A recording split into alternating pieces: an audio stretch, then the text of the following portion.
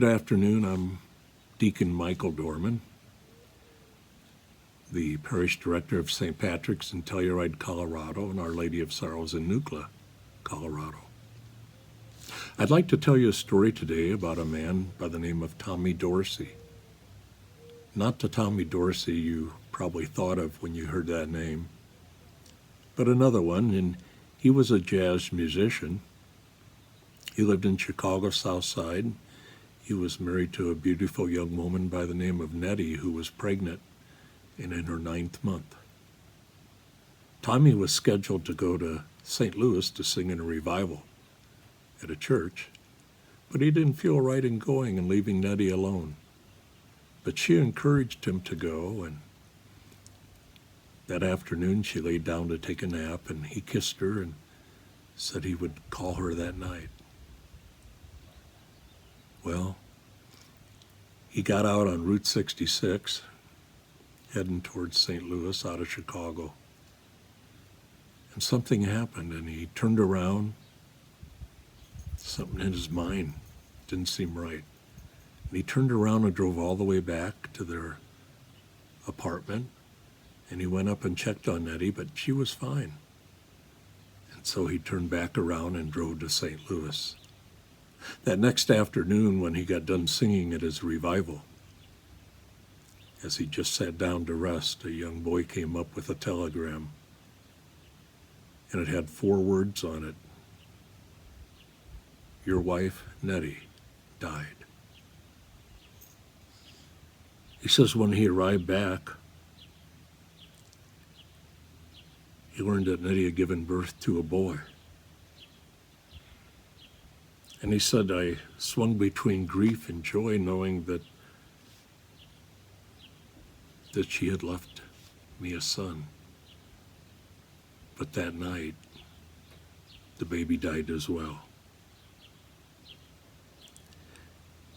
He said, I buried Nettie and our little boy, and then I fell apart. And I lived with doubt and disbelief in my life for many years. He said, but a good friend of mine, Professor Fry, never gave up on me, and one Saturday afternoon he took me down to the Malone's Poro College.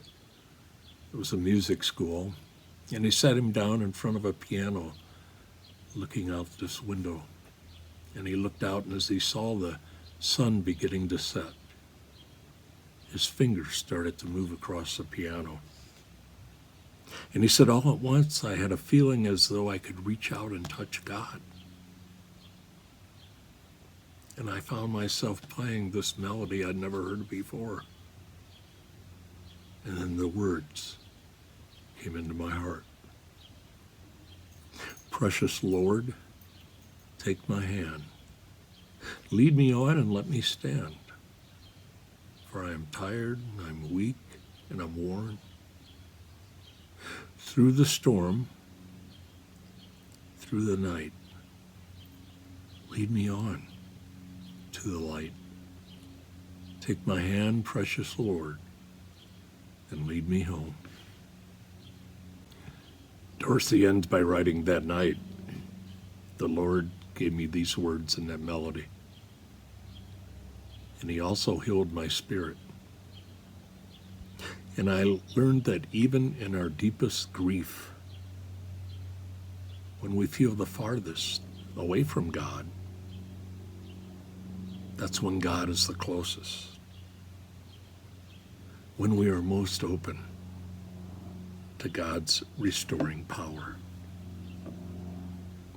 You know, I think like Tommy Dorsey, we have sorrowful moments and joyful moments in our lives. But you know, we always have a choice to live in that moment, in this moment. And this moment can be one of 2 things. It could be a moment for resentment, or it can be our cause for joy in this life. I think the choice is ours. And I think in our choice lies our freedom or our imprisonment. I think joy and love and compassion can only be ours when we have a foundation in our faith. When we have a foundation in the reality of resurrection. When we have a belief that Jesus Christ loves us and cares for each and every one of us unconditionally. Henry Nouwen wrote some years ago, "Joy is the experience of knowing that you are unconditionally loved and that nothing, sickness, failure, emotional distress, oppression, war, or even death can take God's love away from you. Nothing can." And so I think in these uncertain times we live in right now, with the virus, this unseen, unknown sickness that we could have or not have, causes a lot of uncertainty for us as well. And I hope we can all take a moment, close our eyes, and feel God's presence, that warmth, that love, and that caring that God has for each and every one of us. And I hope through that we will turn around and share that love and that warmth and that compassion with those around us. There's a lot of people in need right now. Not everybody can go out and give food. Not everybody can go out and take care of people. We pray for all those who are doing that. Responders, law enforcement, fire. The list is endless of those who service, the doctors, the nurses, the EMTs. Pray for them. And God, we pray you keep them safe. But God, we also pray for ourselves, that we will know and experience your love and share it with one another.